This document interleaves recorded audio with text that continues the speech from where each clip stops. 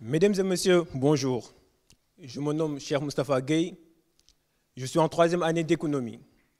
Aujourd'hui, je vais vous parler d'une carrière souvent mal comprise, mais incroyablement importante. Devenir un inspecteur des impôts. Oui, vous avez bien entendu. Un inspecteur des impôts peut être cool.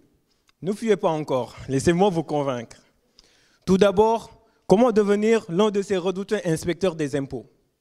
Eh bien, il faut passer par le feu sacré du concours public. C'est comme la quête du Saint Graal, avec moins de dragons et plus de formulaires. Et pour faire ce concours, il faut être titulaire au minimum d'un bac plus 3, c'est-à-dire la licence ou une équivalence. Qui plus est, une formation initiale en droit, en économie ou en mathématiques est souvent recommandée.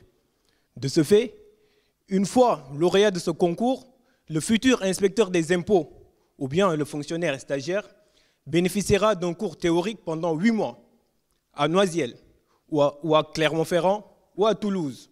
Ensuite, il bénéficiera de 4 mois de stage dans son futur lieu d'affectation. Enfin, 1 an après sa nomination et à l'issue de sa formation, l'inspecteur des impôts est titularisé. Pour être simple, vous réussissez le concours et 2 ans après, vous entendez, par exemple, « Monsieur l'inspecteur des impôts ». J'ai bien dit « par exemple », avant que les dames ne s'acharnent sur moi. Aussi, il faut savoir que ces formations sont rémunérées, ce qui peut être très motivant pour certains. En ce sens, je vais vous dire une chose. Mon père était un inspecteur des impôts. Il a fait 30 ans de carrière, il est à la retraite. C'est un exemple pour moi. C'est un exemple. Mais moi, ma motivation n'est pas seulement l'aspect héréditaire.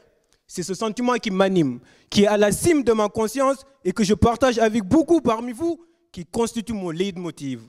C'est de contribuer au bon fonctionnement de notre société et de garantir que chacun paie sa juste part pour le bien de tous et pour une diminution des inégalités sociales.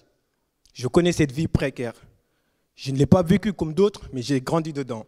Vous savez, avec la totalité des impôts collectés, si on prend l'exemple de 1 000 €, les 572 € vont dans la protection sociale.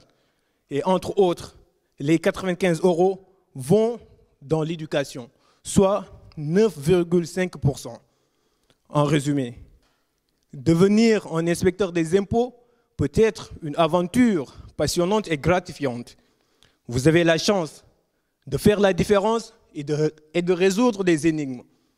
Et rappelez-vous, les chiffres ne mentent pas, mais ils peuvent souvent jouer à cache-cache. Merci à vous tous et n'oubliez pas de payer vos impôts.